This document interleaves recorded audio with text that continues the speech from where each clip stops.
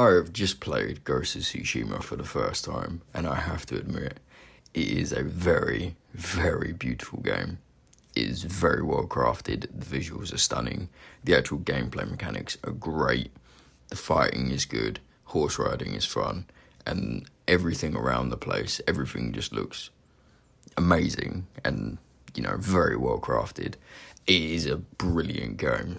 So let's break it down and we'll split this into sections. And the first thing we're going to look at is the combat.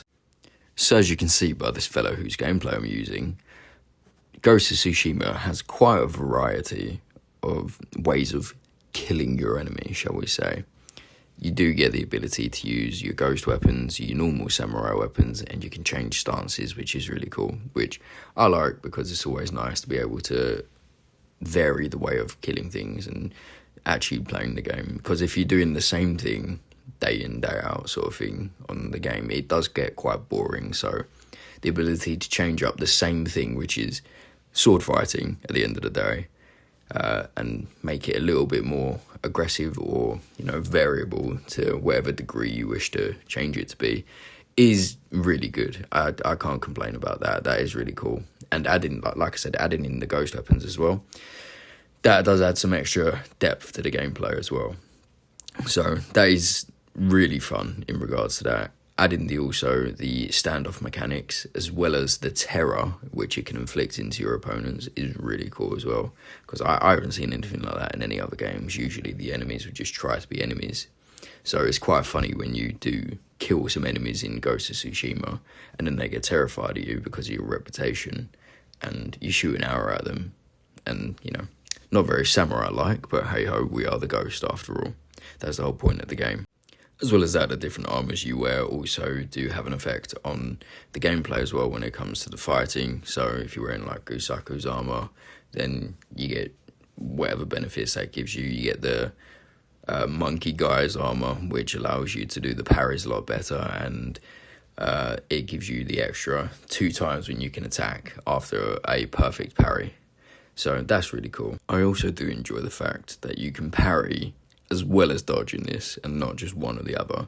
So that adds a little bit more depth to it as well, which I really do appreciate all the depth that this game gives you. And as you can see in the screen, the ability to use the horse as well, that was pretty cool when I first saw that. And then adding in like the mythical abilities as well, not that I use them very often, but the Dance of Wrath and the other ones that you could use, it was all really cool. I did really enjoy the gameplay on this, and I was sad when I killed all of the enemy territories because I really did just enjoy the gameplay. I would talk about the visuals in this game, but honestly, they are so top tier and so well known. I think they just speak for themselves, honestly. So we'll just move on to the next point after that, which is the story. Warning, if you have not played this game, I am going to spoil it right now. So if you don't want to hear the story, click off the video. This fella gets captured by this fella just after he has invaded his homeland of Japan, which is one of the islands of Japan, shall I say.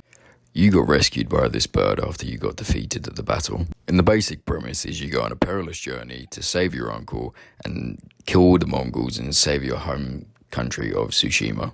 That's pretty much the general gist of the story. There's obviously more to it than that. You lose your horse, you have to kill your best friend, one of your other friends gets beheaded, and you have to make a very, very hard choice at the end of the game, which I did not see that coming. And the fact that I actually had to make the decision myself and press the button, I was like, fuck no, what do I do? But admittedly, it was very needed. It was a very, very, very good ending to the game, in my opinion. Some might say it was an exquisite end. Just for the record, I did actually decide to kill him because he was begging me for it. So I'm a good person, that's what he wanted. So I gave it to him, But yeah, so that was my experience at Ghost of Tsushima. That was really good, 10 out of 10 game. Do recommend it.